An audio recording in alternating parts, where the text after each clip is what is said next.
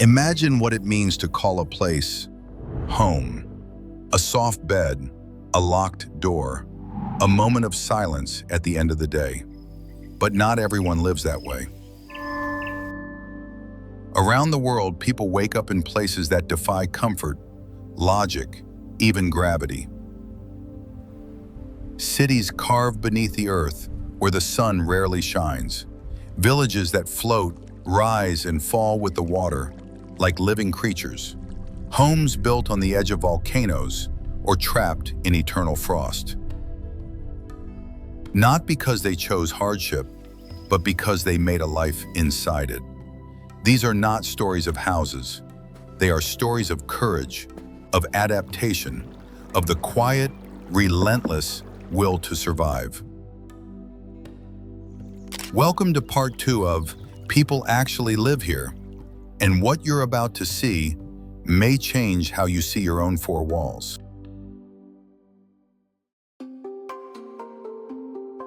Coober, Pedy, the town beneath the earth. In the heart of the Australian outback, where the sun scorches the red dust by day and the wind howls through emptiness by night, lies a town that vanished from the surface, not in defeat, but in defiance. This is Coober, Pedy, a place where nearly half the population lives underground. Why? Because above ground, life is nearly unlivable. Summer temperatures can soar beyond 45 degrees Celsius. That's 113 degrees Fahrenheit. The earth cracks, the air burns, metal warps in the heat. But underground, it's different. Homes are carved into ancient sandstone, called dugouts, where the temperature remains a cool, steady 22 degrees Celsius. That's 72 degrees Fahrenheit, year-round. There are underground churches, bookshops, even a hotel, where guests sleep inside rock walls glowing amber from soft light. The town was born from opal fever. Miners came chasing riches and stayed, carving homes into the earth around the very gems they sought. But Coober, Pedy isn't just about survival. It's about choosing stillness over chaos, shade over shine, and finding community not in broad streets and green lawns, but in tunnels, in quiet, and in the hum of air that doesn't burn. Here, life grows inward, not outward, and beneath layers of dust and stone, people built something beautiful in the dark.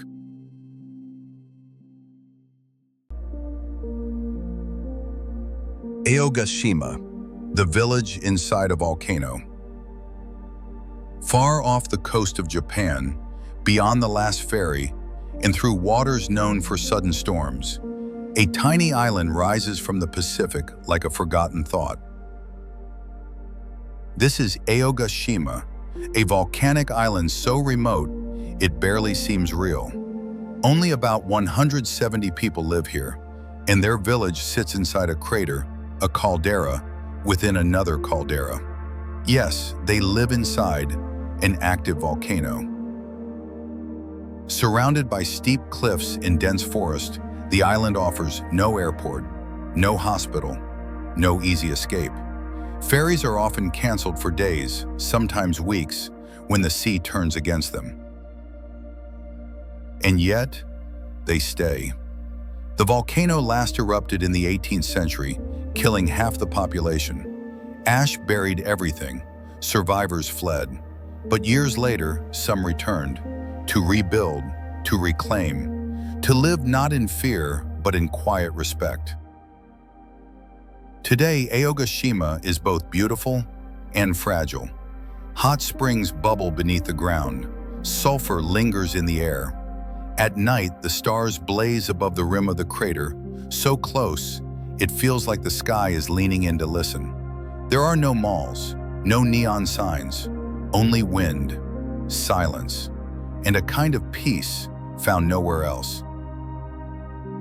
Because for those who live here, danger is not something to run from. It is something you learn to live with.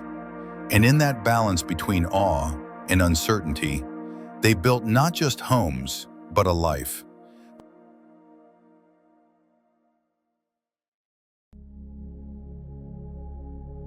Uros, the islands made of reeds.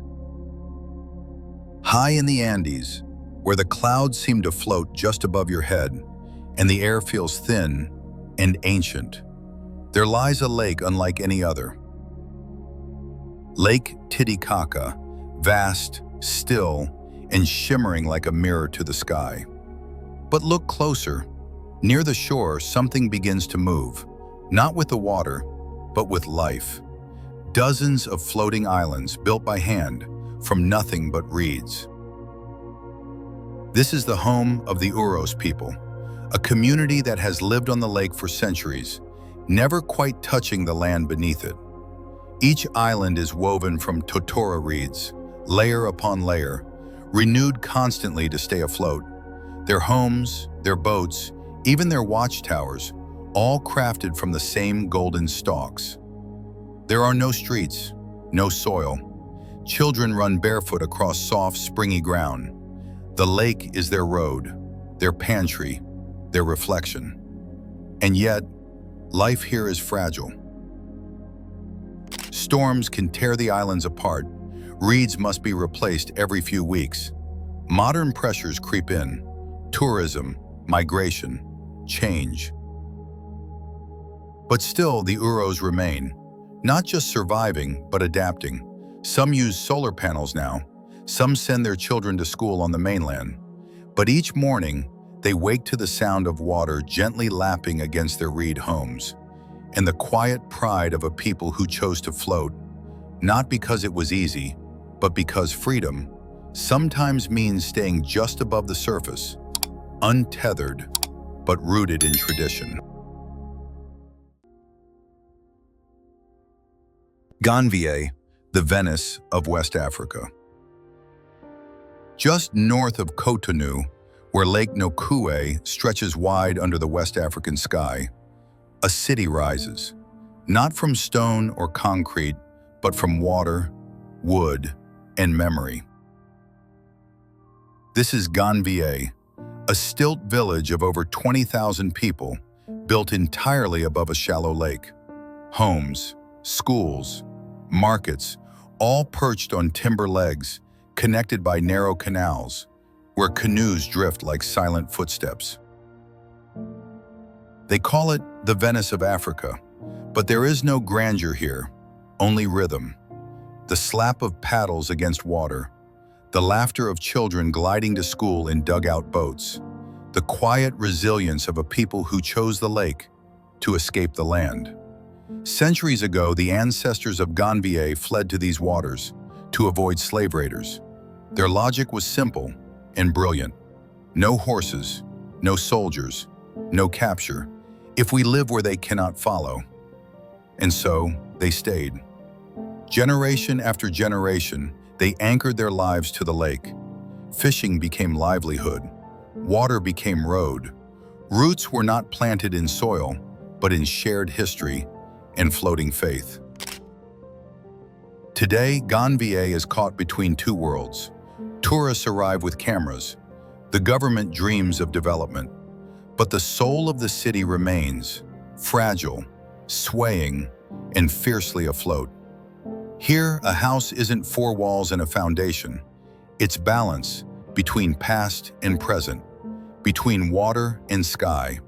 And as the sun sets over Ganvié, painting ripples in gold and fire, you understand, some places survive not by standing firm, but by learning how to drift. Longyearbyen, life on the edge of light. There is a place so far north, the sun disappears for months at a time. A place where polar bears outnumber people, and winter isn't just cold, it's eternal. This is Longyearbyen, on the remote archipelago of Svalbard, halfway between Norway and the North Pole, the northernmost town on Earth, where 1,500 people live, on the edge of habitability. Here, the rules of life change. For half the year, the sun never rises. The world plunges into polar night, and daylight becomes a memory. For the other half, it never sets. The midnight sun hovers in a sky that refuses to sleep. But it's not just the light that's strange. In Longyearbyen, you're not allowed to die. The permafrost is so deep, bodies buried in the ground never decompose. So the town banned burials entirely. There's no hospital, no retirement homes. People come here to live, not to age, and not to stay. And yet, they build lives here. Children walk to school with headlamps and bear alarms. Residents carry rifles when leaving town, not out of fear, but out of respect. Groceries are shipped by boat or plane. Mail takes weeks. Internet? Unreliable. But community? That's real. People here share everything, from power outages to moonlight. When the darkness comes, they gather. When the light returns, they celebrate. Because in a place where the earth forgets to turn on time, you learn to find your rhythm in each other. Longyearbyen isn't just a town on the map. It's a reminder that even in the most improbable corners of the planet, humans will find a way to make life glow. Oymyakon, where cold becomes a way of life. In the frozen heart of Siberia, where the land groans beneath snow that never melts, and your breath crystallizes before it leaves your lips, there is a village where humans live at the edge of what's survivable. Oymyakon, a place so cold even ink freezes in pens. So remote, maps seem to hesitate before naming it. In winter, temperatures plunge below -60 degrees Celsius. That's -76 degrees Fahrenheit. Flesh freezes in minutes. Batteries die. Steel snaps. Yet somehow, life goes on. Roughly 500 people call this valley home. Children walk to school unless it drops below -52 degrees Celsius. Water is drawn from rivers. Pipes don't work here. Cars run all day and night because once stopped, they may never start again. There are no shopping malls, no cinemas, only frost-bitten landscapes, ancient rituals, and a daily rhythm dictated by survival. But behind the frost-covered windows, there is warmth. Wood stoves crackle, meals are shared, stories are passed from elder to child, like fire in a world of ice. The people of Oymyakon don't endure the cold. They live with it, respecting its bite, adapting to its rules, and building a kind of life most of us could never imagine. Because here, cold is not the enemy, it's the backdrop to strength, to quiet courage, to a community that proves, even in the harshest places on earth, the human spirit refuses to freeze.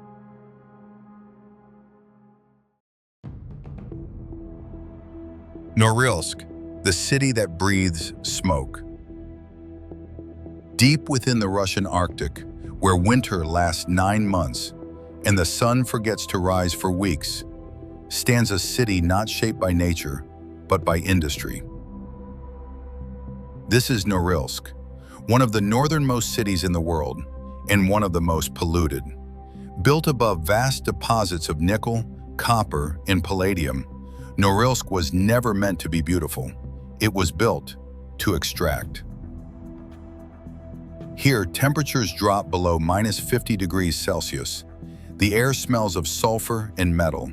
Snow turns black, rivers run red, and for many, lungs carry the cost of progress.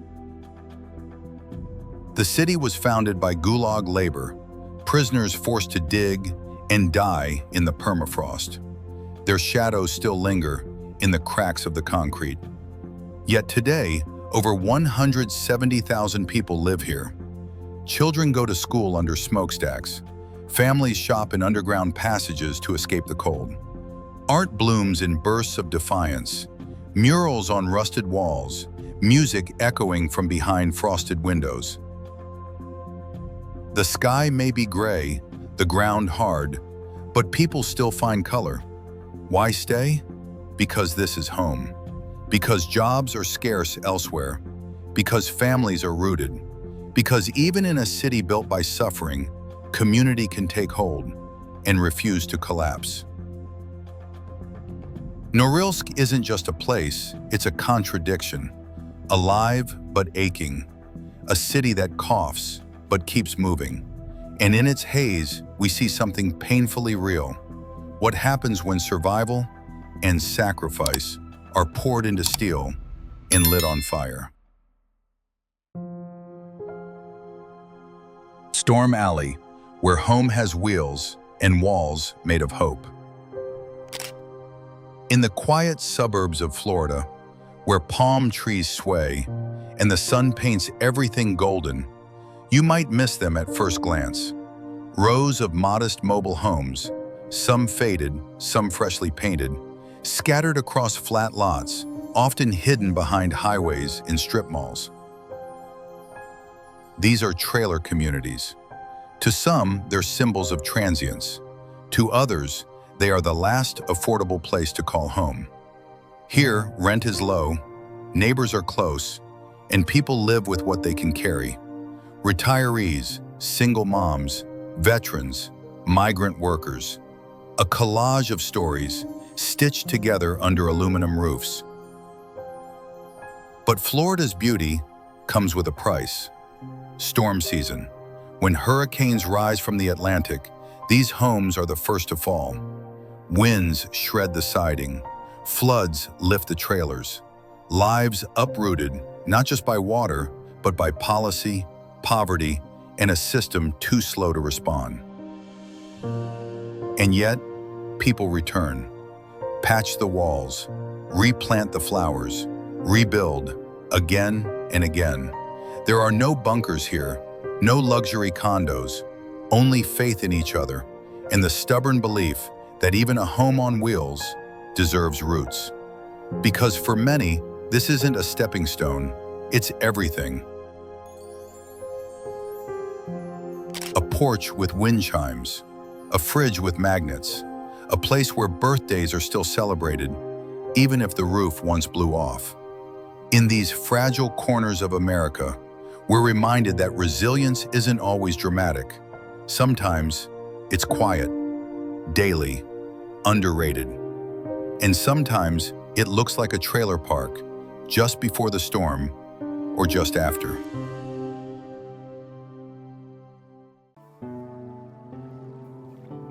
Tonle Sap, where the water decides everything. In the beating heart of Cambodia, where the forests meet the floodplains and the horizon sways with heat, there lies a lake that breathes. This is Tonle Sap, Southeast Asia's largest freshwater lake. But it's more than water. It's a living rhythm. Twice a year, the lake changes direction. The river that feeds it reverses flow, and with it the water rises, swallowing the land. But the people here don't flee, they float. Scattered across the lake are entire villages built on stilts and boats, homes that rise and fall with the tide of seasons. Everything here moves with the water. Schools, clinics, markets, all gently drifting or towering above the flood. Children paddle to class. Vendors sell fruit from canoes. Families fish beneath their kitchens. It's not easy. When the waters recede, the mud takes over. When they surge, danger lurks in the currents.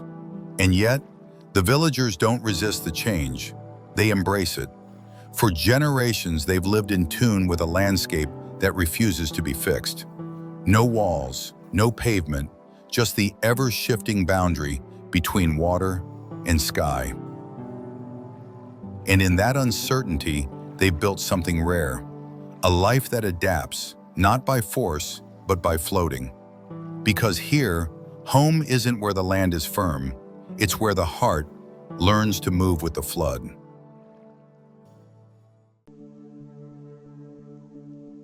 Fogo Island, where the wind carries stories.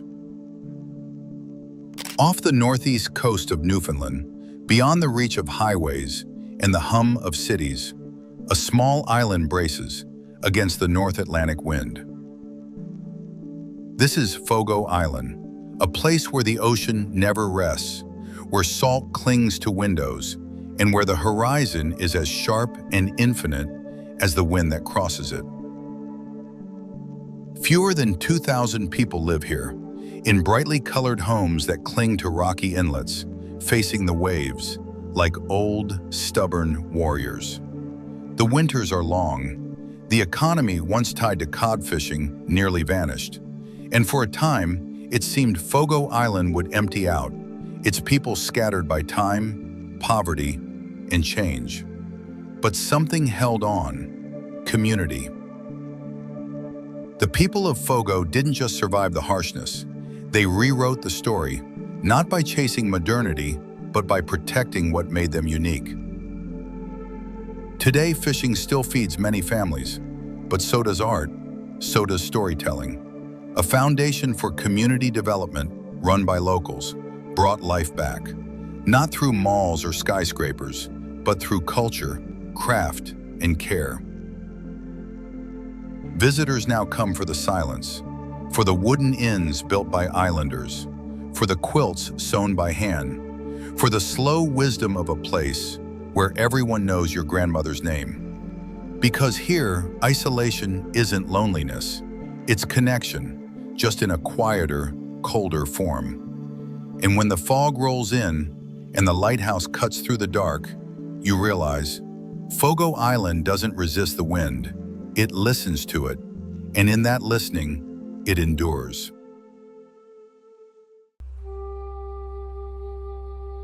Socotra, where Earth forgets its own rules.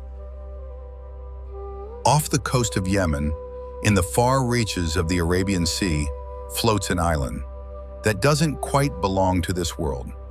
Socotra, jagged, alien, untamed.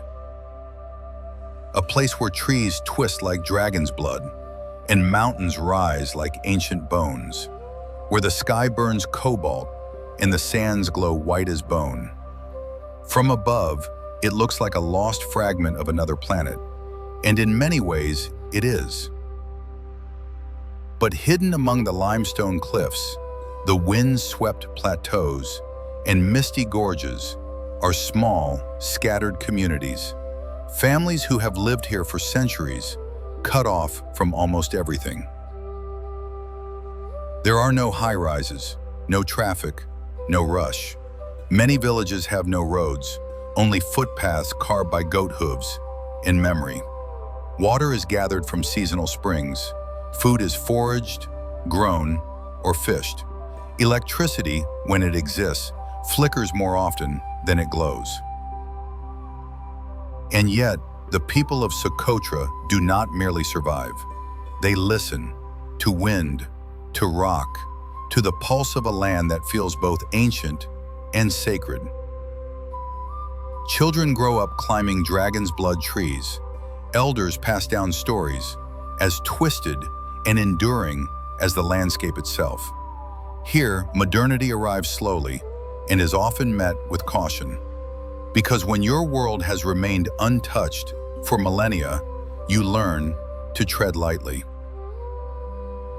In Socotra, time doesn't run forward, it spirals.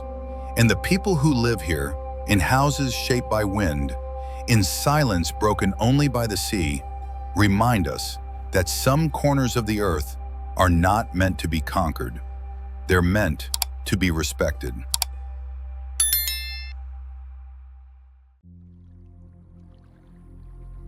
The Faroe Islands, villages in the wind.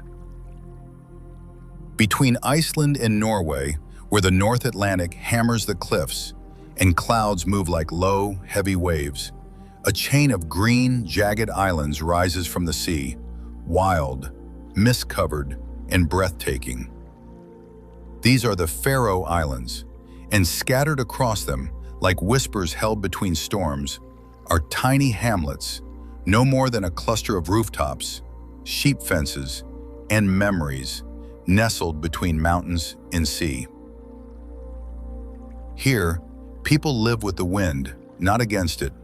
It howls through chimney cracks, bends the grass flat, and sculpts the land over centuries. But no one tries to silence it. Instead, they adapt. Homes are built low and firm, with turf roofs that blend into the land, like moss. Fishing boats brave the icy waves, returning with the ocean's generosity, or sometimes with nothing at all. There are no big cities, no neon signs, just churches with white walls, black wooden houses with red trim, and the distant echo of sheep bells in the fog. The weather changes in minutes. The sky can't decide if it's dawn or dusk, and still, people stay. Why? Because this is not just survival. It's a life, woven from solitude and togetherness, from tradition and patience, from the kind of quiet that modern life has forgotten. In these villages, you greet your neighbors every day, not because it's polite, but because they may be the only soul you see until the next ferry. And when the northern lights dance above the dark sea and the wind pauses for just a breath, you understand. The Faroe Islands don't ask you to conquer them, they ask you to belong. Chefchaouen, blue homes on the edge of the mountain. High in the Rif Mountains of northern Morocco, where the paths wind like ancient threads across stone and sky, there clings a city unlike any other, Chefchaouen. Known to travelers as the Blue Pearl, it's famous for its indigo walls, cobalt doors, and stairways painted like ocean dreams. But far beyond the postcard-perfect streets of the Medina, hidden in the folds of cliffs and hillsides, are mountain hamlets, clusters of homes that seem poured gently into the rock itself. These houses are not built to impress, they're built to endure. Their walls are thick, to keep out summer's blaze and winter's bite. Their roofs gather rain. Their stones are laid by hand, by family, not contractors. There are no elevators here. Everything is carried: grain, bricks, water, stories, step by step, slope by slope. In these hamlets, life is slow, but certain. Women gather at shared ovens, baking bread and news. Children chase goats along narrow terraces. Prayer calls echo not from loudspeakers, but from voices passed down, soft, rhythmic, faithful. And at dusk, when the last sun kisses the blue walls of the town below, and the wind slips through olive trees above, you realize this isn't just a place, it's a pulse, a heartbeat carved into a mountainside, painted in blue not for tourists, but as a symbol of peace, of sky, of the divine. In Chefchaouen's mountain edge homes, faith and geography live side by side.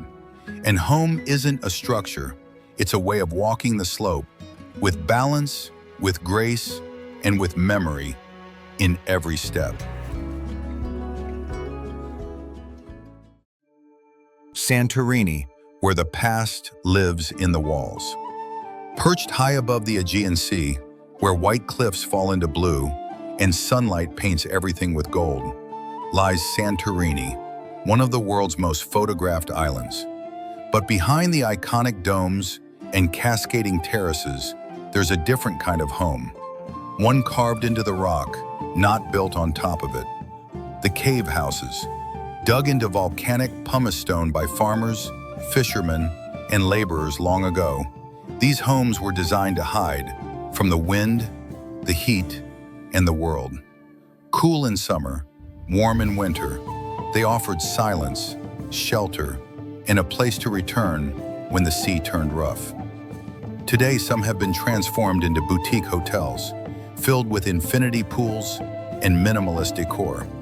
But others remain homes, still quiet, still curved, still breathing, with history. You walk down narrow, sun-bleached steps, past blue doors and tiny chapels, and find a grandmother watering basil in a clay pot, or a child tracing his fingers along a wall smoothed by generations. Inside, the ceilings arch like waves. The light is soft, and every corner seems to hold a whisper. Modern life has arrived. Wi-Fi, espresso machines, curated Instagram views, but the bones of the place resist the noise. Because in Santorini, beauty was never built. It was revealed, slowly, from the stone itself. And those who live within the rock live not just in houses, but in time. Here, you don't just open a door, you step into memory. And in the hush that follows, you understand why some homes don't need height or ornament, just quiet curves, cool air, and the sea beyond the window.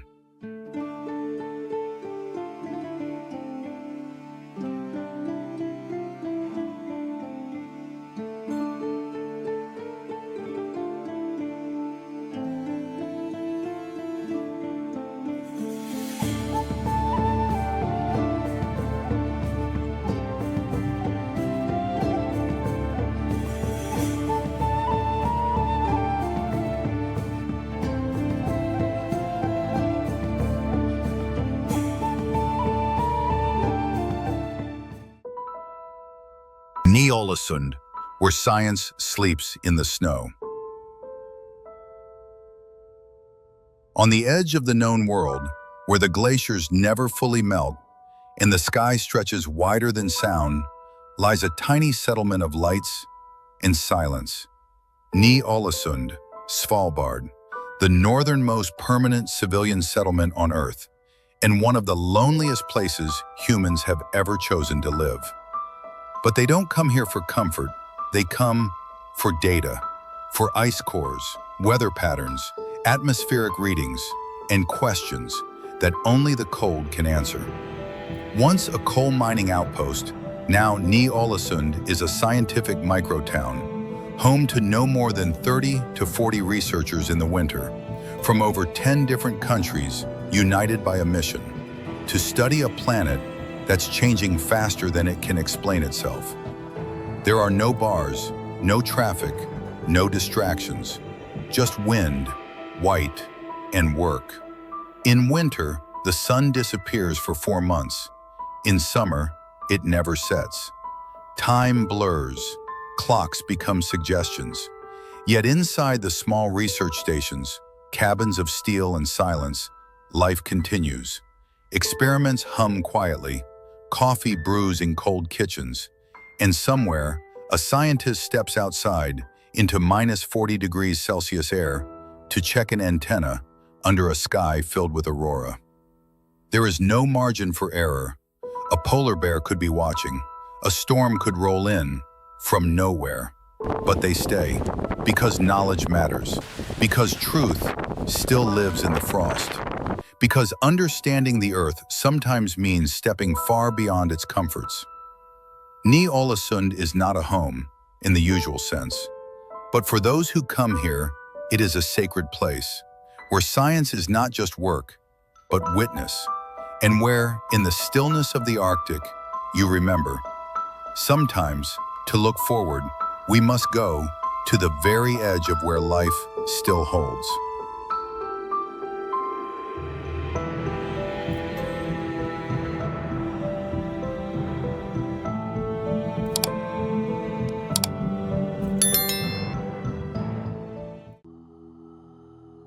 Ladakh, villages above the clouds. In the northern reaches of India, where the Himalayas rise like sleeping gods and the air grows thin, long before it grows quiet, lie the villages of Ladakh. Perched at over 3,500 meters above sea level, these are not towns built in defiance of altitude, but in harmony with it. From afar, they look like sand-colored brushstrokes on a canvas of rock and snow. Simple homes, flat-roofed and wind-worn, clustered around monasteries that have stood for centuries. There is no lush farmland here, No supermarkets, only barley fields, scraped from dry earth, yaks that wander the mountain passes, and prayer flags that flutter with every breath of wind, sending wishes into the sky.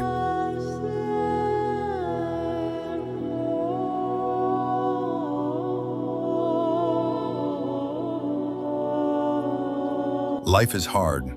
Water comes from glacial melt. Wood is scarce. Winter can last 8 months. But Ladakh is not defined by struggle. It's defined by stillness, by faces, weathered but kind, by mornings wrapped in silence and wool, by a rhythm that doesn't rush, because up here, the sky is already close enough. In these high-altitude hamlets, children walk to school along ridgelines. Elders sip buttered tea in courtyards carved by time, and across it all, a kind of sacred calm. No noise, no hurry, no signal, just the quiet knowledge that to live here is to belong, not to progress, not to wealth, but to something deeper, to land, to breathe, to the shared hum of humans and mountains enduring together. Ladakh doesn't just ask you to survive, it asks you to be present. And perhaps, after everything we've seen, that is the rarest home of all.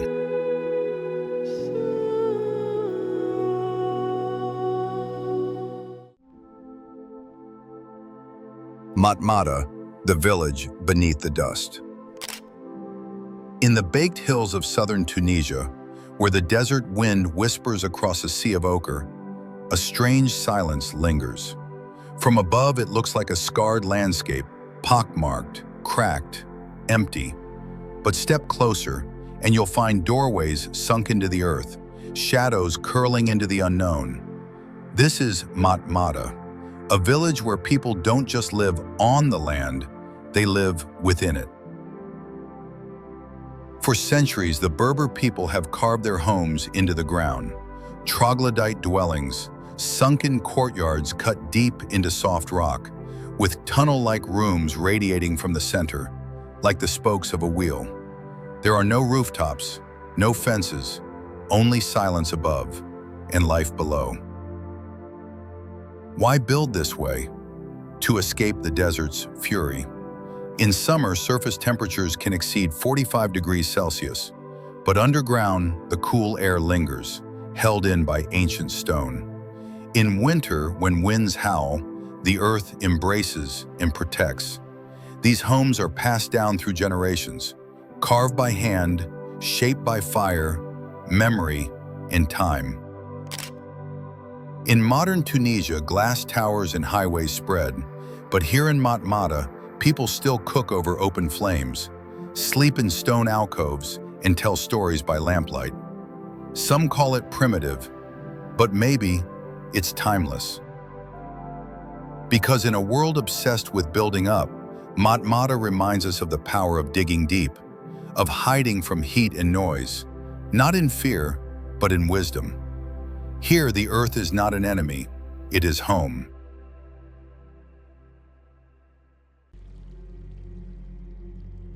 Kibera, the vertical edge of survival. In the pulsing heart of Nairobi, where highways split neighborhoods and steel towers rise like ambition, lies Kibera, one of Africa's largest informal settlements. But this is not a story of numbers.